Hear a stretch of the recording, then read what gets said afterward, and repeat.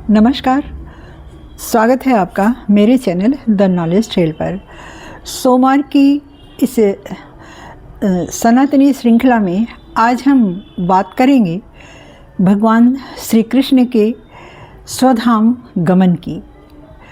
तो हमने यहाँ तक जाना है कि प्रभास क्षेत्र में उत्सव हुआ और उस उत्सव में यदुवंशियों ने मद्यपान किया और उसके बाद दिमाग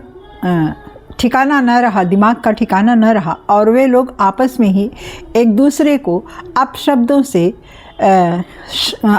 से नवाजने लगे। तो अपशब्दों के बाद आयुध उठे सबके पास। भाई धन संपत्ति में तो सब प्रचुरता ही थी द्वारिकाधीश के यहाँ। सब एक से एक थे वहाँ पर, सबके आयुध अपने अपने निकल आए, सब ने आपस में लड़ाई की।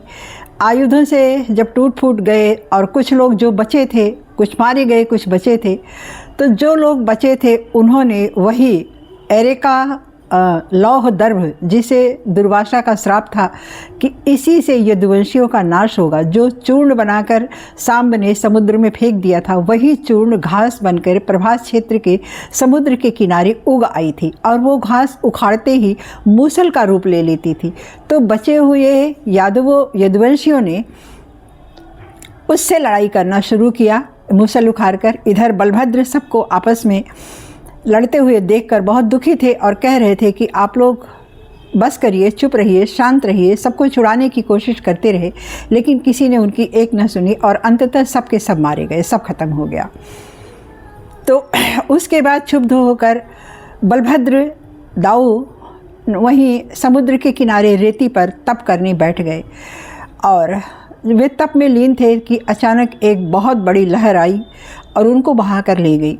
उनकी आँखों का तेज समुद्र के अनंत में विलीन हो गया। तीसरे दिन प्रभास क्षेत्र का क्षेत्रपाल भगवान कृष्ण के पास आया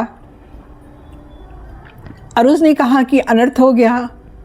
तब तक श्री कृष्ण ने राजपाट का काम छोड़ दिया था। वे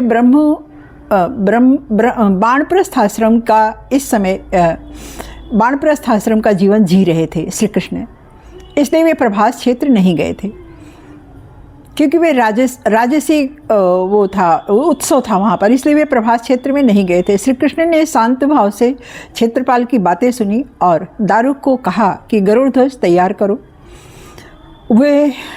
उन्होंने कहा कि दाऊ चले गए, अब मेरा काम भी यहाँ पर समाप्त हुआ। गरुड़ ध्वज तैयार किया गया, उस पर स्वर्ण की घंटियाँ लगाई गईं और भगवान श्री कृष्ण भी तैयार हुए। अपना मोरपंख लगाया, अपनी गदा ली, कमल लिया, वक्षस्थल पर श्री का चिन्ह अंकित किया, पीतांबर लिया, गले में बैजंती माला, मुक्ता माला और कौस्तुभ मणि धारण किया, दुकूल में पंचजन शंख को लगाया, कानों में मकराकृत कुंडल पहने, अपने पूर्ण रूप में वो आए और रथ पर आरूढ़ होकर के प्रभास क्षेत्र में गए। वे जंगल में चले गए और एक अश्वत्थ वृक्ष, पीपल के वृक्ष के नीचे बैठ गए। दारुक को वहीं छोड़ दिया कि तुम यहीं रुको।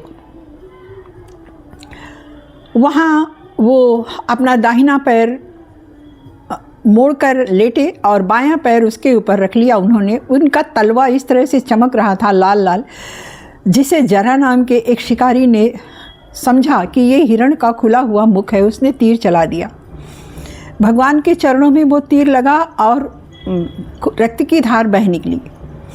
इतने में दारुक खोजता हुआ उनको आया। शाम होने लगी थी, दारुक खोजता हुआ आया। जब उसने देखा तो वो भगवान के चरणों में गिर पड़ा कि ये क्या हो गया। उधर जरा भी आया और वह भी सरपटक कर रोने लगा कि मैंने बहुत बड़ा अपराध किया है, मुझे मृत्युदंड चाहिए।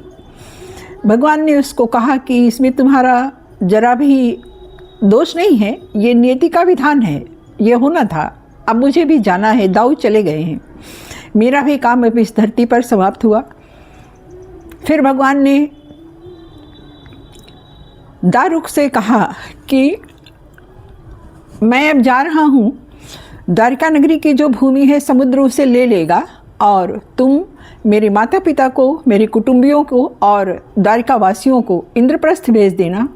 वहाँ पर अर्जुन के संरक्षण में वो रहेंगी। तो दारुक ने उनकी आज्ञा का पालन किया और भगवान ने उसे कहा कि अब तुम द्वारिका जाओ, और वे अंतर्ध्यान हो गए।